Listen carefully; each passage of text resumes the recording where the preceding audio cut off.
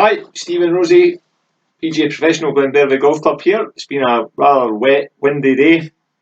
Like most people, I would probably like to see a little bit extra yardage on my tee shots, and I thought I had a little bit of spare time today. I thought it might be interesting just to have a go with some of the new technology and rate it against my current driver, which was a Rogue, and which I've had for a couple of years. It's got the jailbreak technology in it. Shaft of choice is round about 60 grams, loft round about 9 degrees. Been a faithful servant, this one, for a couple of years. Didn't upgrade into the Epic, and I thought it would be interesting just to rank it alongside aTitleist TS2, 9.5. Didn't go for the TS3 because I don't particularly like the shape of that, but I've gone into a similar stiff flex. Again, around about 65 gram shaft. And the third one was Callaway Mavrik. Kept it at 9 degrees, very similar to the Rogue. Decided to use the stock shaft that comes in it, but an S Flex, and just really like the look of the club. It's a little bit quieter looking down on it, not quite so busy. I think you don't see quite so much of the colour when you look down, which I quite like, the very plain look. However, underside is that the colours are quite striking. So anyway, on to the actual test itself.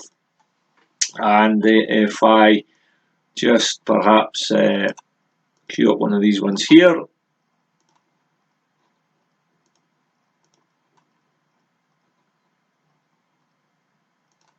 Just to prove I did actually hit these, here's a quick clip of one of the shots going.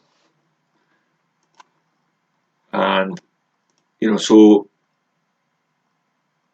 here's the numbers.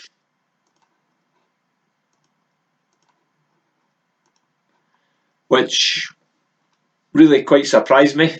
The Mavrik, I got a little bit more ball speed from the Mavrik than I did from the current one, a couple of miles an hour.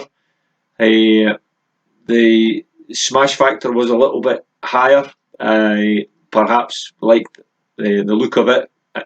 However, I do still like the look of the Rogue. Just hit it a little bit better. So there was a little bit of an increase in ball speed. Club speed was kind of similar. Launch angle, I tend to launch the ball up quite high, and the spin tends to be quite low at times, so I was kind of mindful of that. I did launch up a little bit higher, but the surprising thing for me was when I hit them alongside each other, you can see there I got almost another nearly 10 yards carry, a little bit more distance out of the Mavrik, which certainly would help a little bit. And I think looking into the actual numbers in the Mavrik and looking at a kind of fitting, looking at it from a fitting perspective in the Mavrik, if I look at the longest one that I hit and we look at the TrackMan kind of optimizer on that, where would I go about getting a little bit more?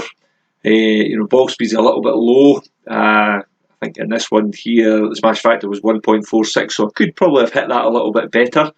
The other method of maybe getting a little bit more ball speed might be just to bring the launch angle and the spin loft down. So 9 degrees would be my go-to loft. I might well drop down and try maybe 8 degrees just to see if that brings the ball speed up a little bit. But you can see there, I'm kind of in and around where I should be. That little bit of extra ball speed might get me up into the kind of optimal there, and there's another few yards in the bag there as well. But overall, I would have to say, I was pretty impressed with the performance of the Mavrik driver. It certainly looked very nice to the eye. It felt very nice, and I think some of the other things that have emerged with it is the sound of the club is really nice, and the sound compared with the feel, some of the Callaway stuff before, the Rogue has a kind of a slightly hollow kind of sound to it, although it does kind of feel quite good.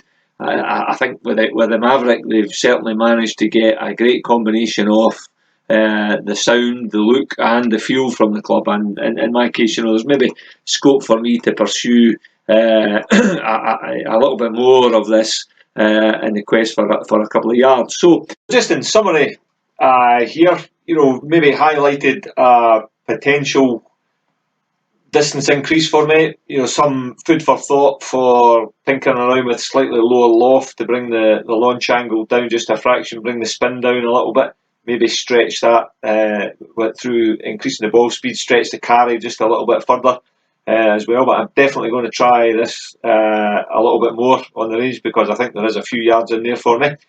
Now, in summary, if you would like to see what the modern technology could do for you, please watch out for our upcoming driver optimization stroke testing days. And I'd welcome any comments that you have regarding what we've done. Please just pop them in the dialogue below.